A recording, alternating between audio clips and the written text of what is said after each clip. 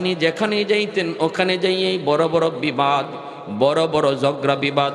আল্লাহর ওলি হাজির হইলেই শেষ হয়ে যাইত, সবাই ওনাকে মানত, ফয়সালা যেটা দিতেন এটাই সবাই মেনে নিত। এজন্যই উনি নৌকায় উঠলেন। মুসলমানের ভিতরে বহুত বড় দ্বন্দ্ব, আমি গেলে পরে যদি সেটা সমাধান হয় যাইতে রাজি আছি। রাত বাজে 2টা, বাজক পাড়া 2টা, রাত বাজে 3টা, বাজক রাত 3টা, ঝড় তুফান হয়, হোক ঝড় তুফান, গেলে যদি সমাধান হয় আমি যাইতে রাজি। নৌকায় উঠে গেলেন উনি একাই উঠে গেলেন। ডাকাতের দল উনাকে নিয়ে রওনা দিল। ডাকাতদের উদ্দেশ্য হলো উনাকে হাওরের মাঝখানে নিয়েই তারা মেরে ফেলবে, খুন করে ফেলবে। এই হলো ডাকাতদের টার্গেট। তারা তো নিয়ে চললো, হাওরের মাঝখানে যায়। সুনামগঞ্জ এলাকার কত বিশাল বিশাল হাওর, যারা আপনারা গেছেন হয়তো দেখবেন, বিশাল বিশাল হাওর এলাকা। এই হাওর এলাকায় গেল, আল্লাহর ওলি বলতেছেন ভাই রে কই নিয়ে যাও? ওই গ্রামে যাইতে তো এত সময় লাগার কথা না। ডাকাতরা কয় হুজুর আর কিছু পরেই, আর একটু পরে আমরা গ্রামে পৌঁছে যাব। মূলত ওদের উদ্দেশ্য হলো হাওরের মাঝামাঝিতে নিয়ে তারা খুন করবে, হাওরের মাঝামাঝিতে নিয়ে খুন করবে। মাঝখানে যাইয়েই ডাকাতের দল তলোয়ার নিয়ে, ছুরি নিয়ে আইসা বলে মৌলভী আমরা তো তোমাকে এনেছি খুন করার জন্য, দীর্ঘদিনের প্ল্যান, আমাদের দীর্ঘদিনের প্ল্যান। তোমার কারণে আমরা গুনার কোনো আয়োজন করতে পারি না। আজ তোমার জীবনের শেষ দিন, প্রস্তুত হয়ে যাও, তোমাকে হত্যা করে ফেলবো। আল্লাহর ওলি একা। তখন তিনি বলতেছেন ভাই রে দুনিয়ায় এসেছি একদিন, যাব তো একদিন, কেউ থাকতে আসি নাই। তবে আমার যাওয়ার আগ মুহূর্তে 2 রাকাত নামাজ আমারে পড়তে দাও। আল্লাহু আকবার। আমাকে 2 রাকাত নামাজ পড়তে দাও, 2 রাকাত নামাজ। ওরা বলে ঠিক আছে আপনি নামাজ পড়তে চান, নামাজ পড়েন। আল্লাহর ওলি নৌকার মধ্যেই নামাজে দাঁড়ায় গেলেন। দাঁড়াইতে তো পারেন না, বসে বসে নিয়ত করে নামাজে দাঁড়ায় গেলেন। যেই মাত্র নামাজে দাঁড়াইলেন, বলুন তো মুমিন নামাজে দাঁড়াইলে সম্পর্ক কার সাথে হয়? কথা কার সাথে চলে? আসসালাতু মিরাজুল মুমিনিন। মুমিন যখনই নামাজে দাঁড়ায় তখনই আল্লাহর সাথে তার কথা শুরু হয়। যখনই কয় আলহামদুলিল্লাহ, আলহামদু সমস্ত প্রশংসা আল্লাহ পাক, তখন বলেন মানিল হামদ, কার জন্য তুমি প্রশংসা করো? কয় আল্লাহ। আল্লাহ তখন কয় মানিল্লাহ, কে তোমার আল্লাহ? কয় রব্বুল আলামিন। আল্লাহ তখন কয় কে রব্বুল আলামিন? কয় আর রহমান আর রাহিম, যিনি রহমান তিনি রাহিম। আল্লাহ তখন কয় মানির রহমান মানির রাহিম। বান্দা নামাজের ভিতরে কয় মালিক ইয়াউমিদ্দিন, যিনি কিয়ামত দিবসের মালিক। এতক্ষণ পর্যন্ত আল্লাহ নিজের পরিচয় দেন না। মালিক ইয়াউমিদ্দিন পর্যন্ত আল্লাহ বা তার নামাজি বান্দারে নিজের পরিচয় দেয় না। আল্লাহ অদৃশ্য, থার্ড পারসন। আল্লাহ থার্ড পারসনে থেকে কথা বলতেছে, কে রে বান্দা কার প্রশংসা করো? কে তোমার আল্লাহ? কে তোমার রব? কে রহমান, কে রহিম? কয় মালিক ইয়াউমিদ্দিন, তিনি কিয়ামত দিবসের মালিক। তখন আল্লাহ পাক রব্বুল আলামিন তার পরিচয় দিয়ে দেয়। আল্লাহ তখন কয় বান্দা এতক্ষণ পর্যন্ত তুমি যারে রব বলেছ, তুমি যার প্রশংসা করেছ, তুমি যারে রহমান রাহিম বলেছ, তুমি যারে মালিক ইয়াউমিদ্দিন বলেছ, আমি হলাম সেই রব, আমি হলাম সেই রহমান। তখনই বান্দা কয় ইয়্যাকা না'বুদু ওয়া ইয়্যাকা নাস্তাঈন। এখন আল্লাহর পরিচয় পাওয়া গেছে। এতক্ষণ কথা কইতেছিল যার সাথে, ইনি আল্লাহ, ঠিক না? তখনই কয় ইয়্যাকা না'বুদু ওয়া ইয়্যাকা নাস্তাঈন। এখন সেকেন্ড পারসন। এখন কয় আল্লাহ আমি তোমারই কাছে সাহায্য চাই, তোমারই ইবাদত করি। এতক্ষণ খালি কইছে থার্ড পারসনে, উনি, তিনি। আর যেই আল্লাহ কয় আমি ওই, তখন কয় আমি তোমারই ইবাদত করি। যখন সুবহানাল্লাহ, আমি তোমারই সাহায্য চাই, আমি তোমারই ইবাদত করি। এজন্য নামাজি মানুষ যখন নামাজে দাঁড়ায় তখন মনে রাখতে হবে কথা শুরু হয় কার সাথে। অতএব মনোযোগ অন্যদিকে দেওয়া যাবে। দোকানের চিন্তা করা যাবে, ঘরের চিন্তা করা যাবে, দোকানের হিসাব মিলানো যাবে না। সাবধান, মনে রাখবা নামাজি মানুষ যখন নামাজে দাঁড়ায় তখন শয়তানের স্পেশাল একটা বাহিনী হাজির হয়ে কয় উস্কুর কাজা উস্কুর কাজা উস্কুর কাজা, তুই তোর দোকানের কথা ইয়াদ কর, তুই তোর ব্যবসার কথা ইয়াদ কর, তুই তোর ঘরের কথা ইয়াদ কর, সন্তানের কথা ইয়াদ কর, বিবির কথা ইয়াদ কর। এইভাবে শয়তানের একটা স্পেশাল বাহিনী নামাজির কাছে হাজির হয়ে যায়।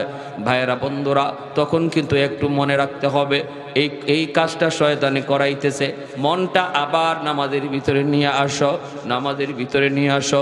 এই স্পেশাল বাহিনীটা শয়তানের আবার আপনার মনটাকে নামাজের বাহিরে নিয়ে যাবে, আপনি আবারও মনটারে নামাজের ভিতরে নিয়ে আসবেন। এইভাবে কেউ যদি নামাজের ভিতরে শয়তানের সাথে যুদ্ধ শুরু করে দেয়, শয়তান তার মন একবার নেয়, সে আবার আনে।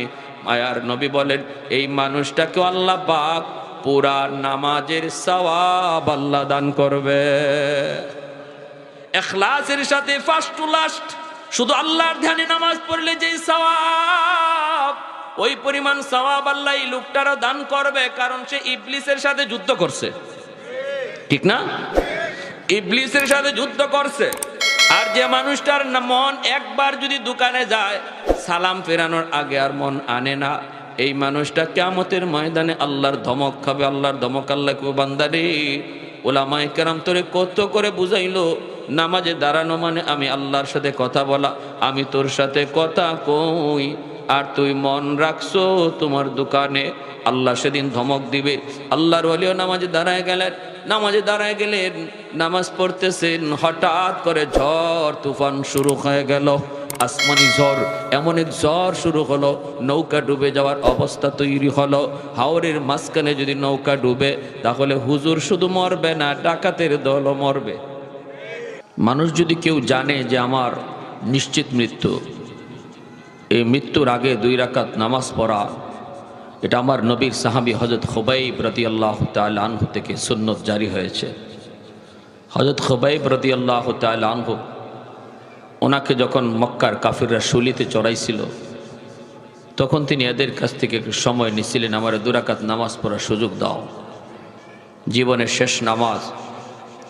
প্যারে হাজিরিন, আল্লাহর ওলিও নামাজে দাঁড়ালেন আর আল্লাহর সাহায্য শুরু হয়ে গেল। জোরে কোন সুবহানাল্লাহ। নামাজি নামাজের মাধ্যমে কার সাহায্য পায়? সাহায্য পায় কার? আর একটু জোরে বলেন কার? যেই মাত্র নামাজের মধ্যে তিনি দাঁড়ায় গেলেন, সাথে সাথে আসমানি ফয়সালা শুরু হলো, ঝড় তুফান। হাওরের মাঝখানে এত বড় ঝড়, এত বড় তুফান, এত বড় ঢেউ। ডাকাতের দলে কয়ে আনছিলাম তো মৌলবীরে মারতে, এখন তো দেখা যায় আমরাও মরা লাগবে। নৌকা যদি ডুবে এই হাওর থেকে সাতরাইয়া বাঁচবার কোনো উপায়?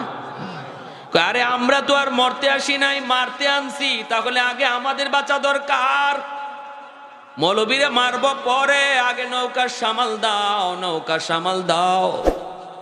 এই বইলা তারা নৌকা সামাল দেওয়া শুরু করলো। ডুবে যাওয়া থেকে কিভাবে নৌকাকে বাঁচানো যায়, এইভাবে তারা নৌকারে বাঁচাইতে লাগলো, নৌকা সামাল দিতে লাগলো। বাইরে রাত বেজে গেল প্রায় 3টা 4টা, শেষ রাত চলে আসলো। আল্লাহর ওলি তিনি তো নামাজ পড়ে বসা, ডাকাতের দল নিজেদের যান বাঁচানোর জন্য নৌকার হাল ধরতে লাগলো। হঠাৎ করে আল্লাহর কুদরতি ফয়সালা, হাওরের মাঝখানের নৌকা কেমন করে জানি একটা ঘাটের মধ্যে এসে লাগলো। এই ঘাট কোন ঘাট? এই ঘাটে কেমন করে নৌকা এসে লাগলো? হঠাৎ করে দেখা যায় যেই ঘাটের মধ্যে নৌকা লাগছে, ঘাটের চতুর্দিক দিয়া টর্চ লাইট মেরে মেরে পুলিশ আসতেছে। তখনই বোঝা গেল ঘাটটা ছিল সুনামগঞ্জ থানার ঘাটে দেয়া নৌকা লাগলো। কি খবর? আল্লাহর পাগল যে হয়, আল্লাহর পাগল কোথায় থেকে কোথায় যাবে সেই সিদ্ধান্ত নেয় কে? মানুষ চলে বাংলাদেশ এয়ারলাইন্সে, আর আল্লাহর ওলিরা চলে আল্লাহর এয়ারলাইন্সে, ঠিক কিনা? আরেকজন সিলেটের কুতুব নুরউদ্দিন ঘরপুরি রহমাতুল্লাহি আলাইহি আজকে দুনিয়ায় নাই। মাগরিবের নামাজ পড়তেন সিলেট, আসরের নামাজ পড়ছেন ময়মনসিংহ, মাগরিবের নামাজ পড়তেন সিলেট। কোন বিমানে গেলেন, কোন বিমানে আসলেন? কয় মানুষ চলে বাংলাদেশ এয়ারলাইন্স, বাংলাদেশ বিমান। আর আল্লাহর ওলিরা আল্লাহর কুদরতি বিমানে তারা চড়ে। আল্লাহু আকবার, জোরে কন, আর একটু জোরে বলেন আল্লাহু আকবার। আমি এক এলাকায় এরকম ভাবে প্রতি বছর তফসির করি, সিলেটের চুনারঘাট 7 দিন ব্যাপী তফসির হয়। এই তফসিরে 1 বছর বয়ান করি। হুজুররা বলতেছে, হুজুর নুরুদ্দিন ঘরপুরি রহমতুল্লাহি আলাইহি তিনি একদিন আসছেন, তফসির করছেন, রাতে হুজুর থাকবেন। আমরাও হুজুরের জায়গা করে দিলাম। হঠাৎ করে গভীর রাতে হুজুর ঘুম থেকে না, তাহাজ্জুদের নামাজ পড়তেছে। হঠাৎ করে কোন ছাত্র জানি ডিস্টার্ব করছে, উনি মিজাজ গরম হয়ে গেছে। কে আমার নামাজে এত গন্ডগোল ঘটাইলো, কে আমারে ডিস্টার্ব করলো, আমি থাকবো না, চলে যাব আমি ঘরপুর। চুনারগড় থেকে ঘরপুর যাবেন সাহস কথা নয়, গাড়ি ছাড়া সম্ভব না। প্রায় 2 ঘন্টা 2.5 ঘন্টা সময় লাগবে গাড়িতেও। হুজুররা কয়, হুজুর রাত বাজে এখন 3টা, কেমন করে আমরা আপনাকে ঘরপুর পৌঁছাবো? কোনো গাড়ি গুড়ি কিছুই তো নাই। হুজুর একটু কষ্ট করে থাকেন। আল্লাহর ওলি কয়, তোমরা আমাকে পৌঁছাও এটাকে আমি বলছি? আমি শুধু বলছি আমি থাকবো না, চলে যাব। ফজরের নামাজের পর আমার বুখারীর দরস আছে, আমি বুখারী শরীফ পড়াবো ফজরের পর, আমার যেতেই হবে। হুজুর কেমনে যাবেন? কয়, এটা কি তোমাদের বলতে হবে? মাদ্রাসার দোতলা থেকে নেমে তিনি রাস্তায় চলে আসলেন। হুজুররাও পিছনে পিছনে, কেউ ভয়ে কোনো কথা বলেন না, ভয়ে কোনো কথা বলেন না। উনি রাস্তায় এসে দাঁড়ায় রইলেন। গাড়ি ঘোড়া তো নাই, রিক্সা পর্যন্ত নাই, কোনো ভ্যান গাড়ি পর্যন্ত নাই, কিছুই তো নাই। হুজুররাও কেমনে হুজুরে পাঠাবেন, সবাই পিছনে দাঁড়ায় রইছেন আর কাঁপতেছেন ভয়ে। এখন কি করি? আবার যদি বলি হুজুর একটু রেস্টে আসেন, তাহলে মারতেও পারে, হুজুরে হাতে লাঠি দিয়ে বাড়িও দিতে পারে। কয় তাহলে এখন কি করি? হঠাৎ করে দেখা যায় ওই দিক থেকে একটা সাদা রঙের প্রাইভেট কার শা ডাকায়া হুজুরের সামনে হাজির হইয়াই হুজুরকে সালাম দেয়। পাগড়ি পরা ড্রাইভার, সাদা পোশাক, সাদা পাগড়ি, গাড়িটাও সাদা, শা ডাকায় আসলো। এই সেই গাড়িটা থামায়, আসসালামু আলাইকুম ওয়া রাহমাতুল্লাহ, হযরত গাড়িতে উঠেন। কোনো কথা নাই, কোনো বার্তা নাই, কোনো আওয়াজ নাই। কই যাইবেন, কি করবেন কিছুই না, বোঝা যায় আগে থেকে কন্টাক্ট হয়ে রইছে।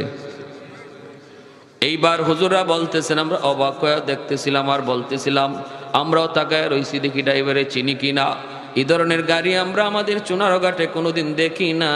এইরকম ড্রাইভারের চেহারাও কোনোদিন আমরা চুনারঘাট আমাদের এলাকায় দেখি নাই।